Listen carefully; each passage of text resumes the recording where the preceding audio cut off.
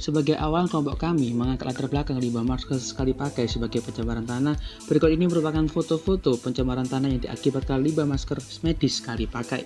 Hal itu membuat kami selalu mengidentifikasi masalah-masalah baru yang ada di masyarakat, dan kami mendapatkan suatu kesimpulan saat case yang akan dipakai, yaitu limbah masker sekali pakai yang mencemari di Provinsi DKI Jakarta yang menumpuk di tempat pembuangan akhir.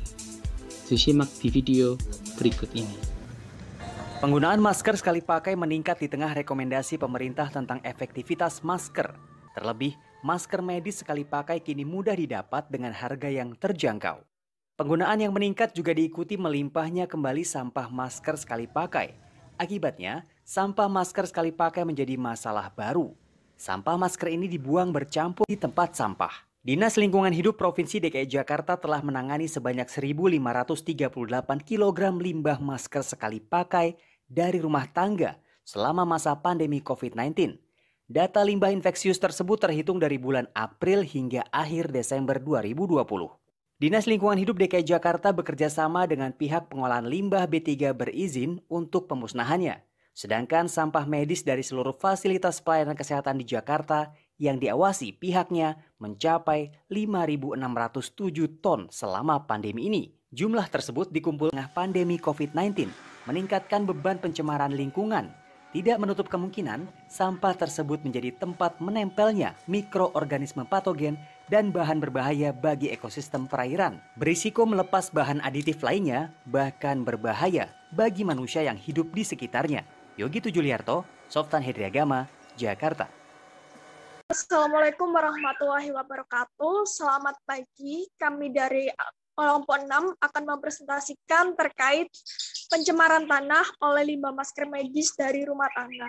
Seperti yang kita tahu, sekarang kita berada di situasi pandemi, jadi topik yang kita angkat terkait limbah masker medis dari rumah tangga juga cukup relevan dengan situasi saat ini. Next. Kemudian, dosen pengampu dari mata kuliah wawasan lingkungan di sini ada Pak Asmi Alfian Gabriel, STP MP. Dan di sini ada 8 anggota dari kelompok 6. Yang pertama yaitu saya sendiri, Justika Rahma Marani, Eriko Artasaragi, Erwin Jawahari, Muhammad Ari Aji Saputro, Arum Kurnia Putri, Sofia Eka Nuraini, Putri Anggia Lestari, dan juga Noviana Harwiyah.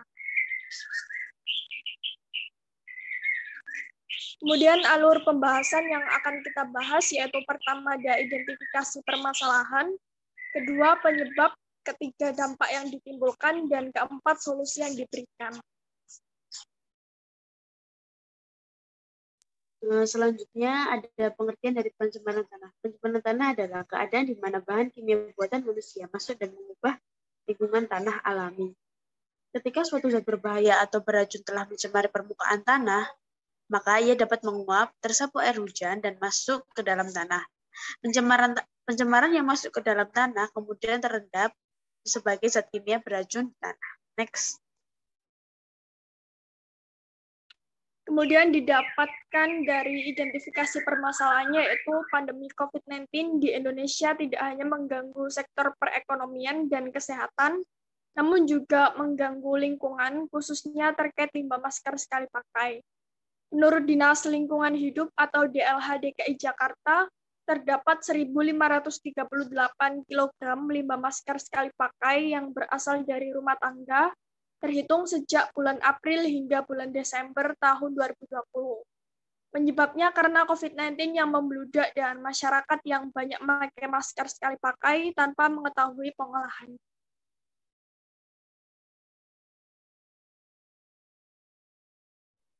Baik, dari segi bahan, masker medis atau masker sekali pakai terbuat dari mikroplastik. Masker sekali pakai dapat menumpuk dan melepaskan zat kimia biologis berbahaya seperti bisphenol A, logam berat, serta mikroorganisme patogen.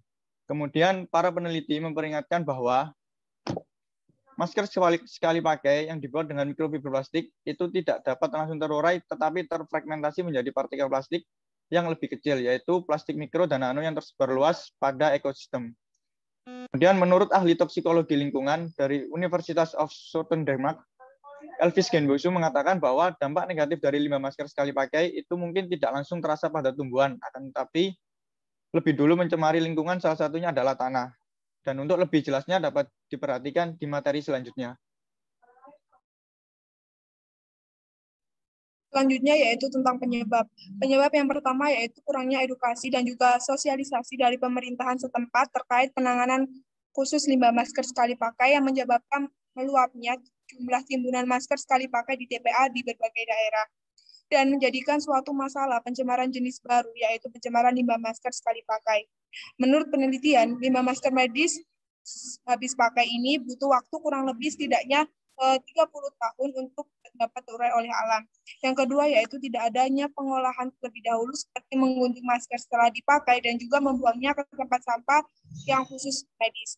Yang ketiga yaitu kurangnya kesadaran dari masing-masing individu yang artinya di mana terkadang beberapa individu masih lalai dalam pengolahan limbah masker sekali pakai walaupun sudah diberitahu seperti diedukasi ataupun disosialisasi oleh pemerintah ataupun yang lainnya.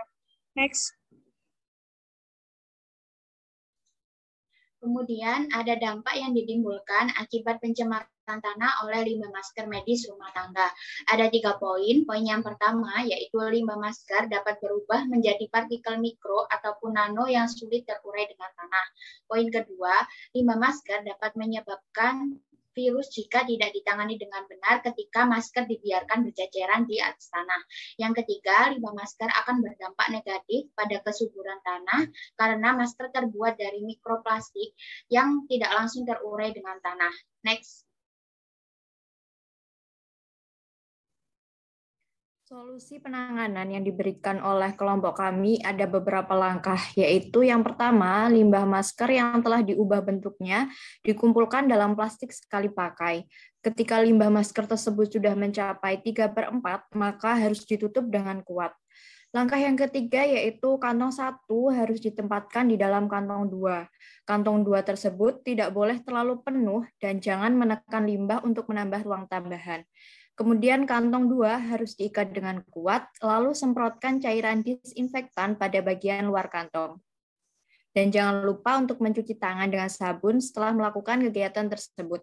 Langkah yang terakhir yaitu masukkan kantong plastik tersebut ke dalam wadah atau tempat penyimpanan sementara yang tertutup. Untuk lebih jelasnya dapat disimak video berikut. Halo, berikut merupakan solusi dalam menangani limbah masker rumah tangga.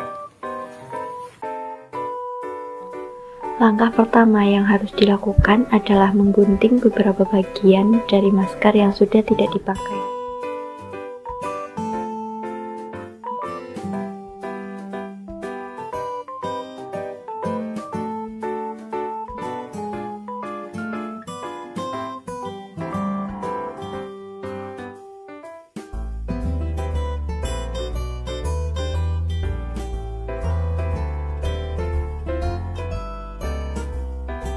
Kemudian, limbah masker yang telah diubah bentuknya dikumpulkan dalam plastik. Langkah ketiga, ketika limbah masker sudah mencapai 3/4 bagian plastik, maka harus ditutup dengan rapat.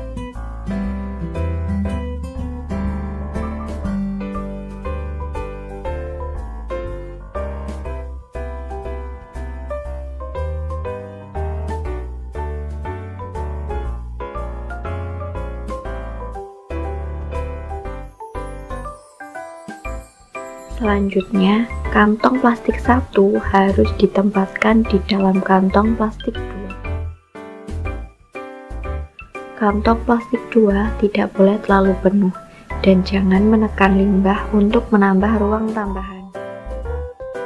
Kantong plastik kedua harus diikat dengan kuat dan disemprotkan cairan disinfektan pada bagian luar kantong plastik.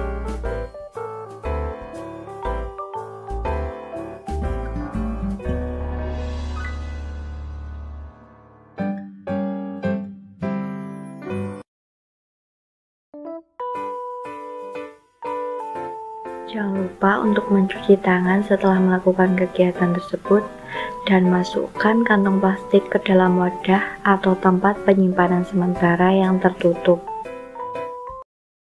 Oke, itu tadi merupakan pemaparan presentasi dari anggota kelompok 6. Mohon maaf jika ada kesalahan kata. Terima kasih dan saya tutup. Wassalamualaikum warahmatullahi wabarakatuh.